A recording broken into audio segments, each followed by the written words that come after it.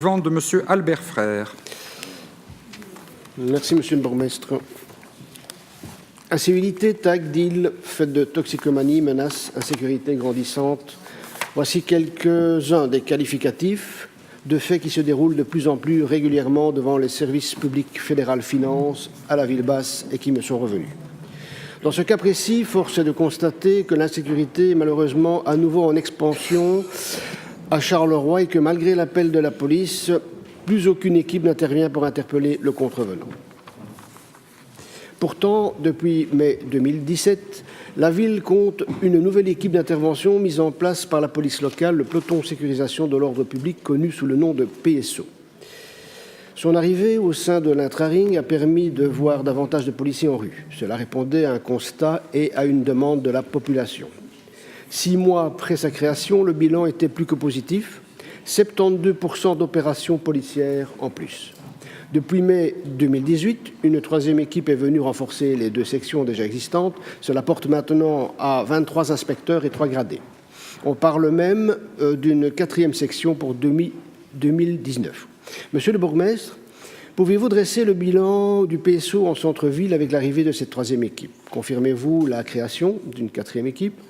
La création de ce peloton a-t-elle un impact sur une éventuelle baisse de la criminalité malgré le déficit d'effectifs opérationnels dans notre zone de police? Est-il prévu que ce peloton puisse intervenir dans tous les districts de la ville? Un feedback des membres de ce peloton pourrait-il permettre d'optimiser le fonctionnement du PSO? Est-il prévu de tenir compte de l'avis de ces policiers de terrain afin d'améliorer leurs conditions de travail, d'optimiser ainsi leurs résultats? Enfin, Monsieur le bourgmestre, les faits exposés et constatés devant la cité administrative des finances ne sont-ils qu'une tache noire parmi les bilans que vous dressez ou constatez-vous une recrudescence de nouveaux faits divers à divers endroits de la ville? Je vous remercie pour votre réponse. Merci, Monsieur Frère. Pour ne pas vous noyer de chiffres, je tiens à votre disposition différents tableaux qui permettent de mieux cerner l'évolution des faits dans l'intramuros. Vous trouverez également une série de statistiques qui présentent l'évolution globale des faits sur l'ensemble du territoire. Je dirais simplement qu'on constate une baisse des faits criminels en 2016 par rapport à 2015, une nouvelle baisse en 2017, une nouvelle baisse en 2018. Au total, une baisse de plus de 15% et pour certains délits, même de plus de 25% des faits. Il va de soi qu'il faut toujours prendre ces chiffres à la baisse et à la hausse avec une certaine prudence, en particulier quand on renforce un certain nombre de contrôles et par exemple la lutte contre le trafic de drogue, on observe par définition davantage de faits constatés. Ça ne veut pas dire forcément qu'il y a une recrudescence du phénomène, mais ça peut vouloir dire également qu'il y a une meilleure répression de ces phénomènes. En tout cas, je peux vous assurer que les riverains des quartiers concernés avec lesquels nous sommes en contact très régulier nous ont très régulièrement fait part de leur grande satisfaction par rapport au travail de cette nouvelle brigade que nous avons mise en place récemment et qui a été récemment renforcée d'une 3e section depuis le 1er mai et d'une 4e section qui sera effective en 2019 dans le cadre des procédures de mobilité. Le PSO sera alors constitué effectivement en peloton, soit 4 sections qui comprennent chacun un inspecteur principal et 8 inspecteurs. Malgré ces points positifs et malgré cet investissement, le centre-ville reste bien entendu, comme tous les centres-villes de toutes les grandes villes, confronté à des difficultés particulières. Ainsi, les faits exposés et constatés devant le ministère des Finances ne constituent pas à proprement parler un point noir, comme vous le dites, mais sont le reflet d'une zone où le travail de sécurisation n'est pas complètement terminé et qui requiert encore et toujours notre attention. Répondant à une problématique spécifique, celle de la forte concentration des faits délictueux dans un quartier symbole de notre ville, l'action du PSO est dès lors et fort logiquement principalement dirigée vers le centre-ville puisque c'est à lui tout seul, même s'il ne représente que 2 des 100 km² de Charleroi, donc 1/50e du territoire, mais il concentre la moitié des délits. Et donc c'est normal qu'on concentre les moyens d'action là où les problèmes sont les plus importants. Les autres quartiers ne sont pas oubliés, bien entendu. Le PSO a été prévu pour intervenir partout où c'est nécessaire, en fonction des événements. Il est déjà intervenu, par exemple, dans des bâtiments de la Sambrienne à Laux-de-Linsart, enfin dans et autour de bâtiments de la Sambrienne à Laux-de-Linsart.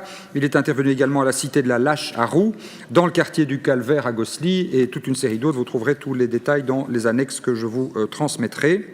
Et nous ajustons constamment, dans le dialogue hebdomadaire que nous avons avec la police, les lieux de passage des quartiers en fonction des doléances des citoyens ou des faits qui sont constatés. Par ailleurs, bien que l'on ne puisse que se réjouir de la création de ce peloton et de ses effets sur le terrain, je rappelle qu'il ne concentre encore que 2,5% des effectifs. 97,5% des effectifs restent concentrés sur l'ensemble du territoire. À titre de comparaison, l'intervention qui officie indistinctement sur tout le territoire rédige quant à elle près de presque 50% des PV de la zone. Et donc, on peut dire que le ratio de réalisation est particulièrement élevé grâce à la concentration des moyens, grâce au fait qu'ils circulent à pied, qu'ils circulent à vélo et qu'ils sont en contact très régulier avec les riverains.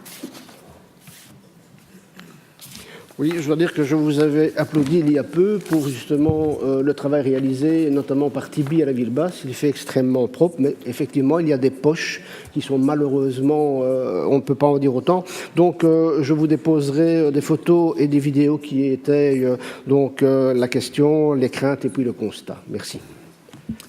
Merci. Madame El-Boresgui. Oui, par rapport au taux de criminalité, de délit, vous dites qu'ils sont en baisse. Tant pas bien. Par rapport au taux de criminalité ou de délit, vous dites qu'ils sont en baisse à Charleroi.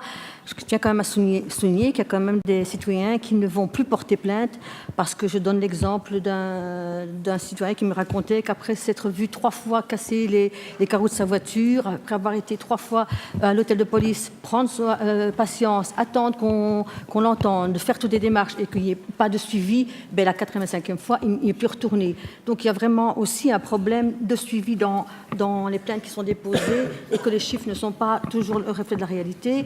Et je ne cesserai de dire qu'à côté des mesures répressives, bien sûr, renforcer aussi les mesures préventives et faire en sorte que les quartiers ne soient pas abandonnés et qu'il y ait tous les moyens soient mis en œuvre pour mettre du lien social et créer de la présence.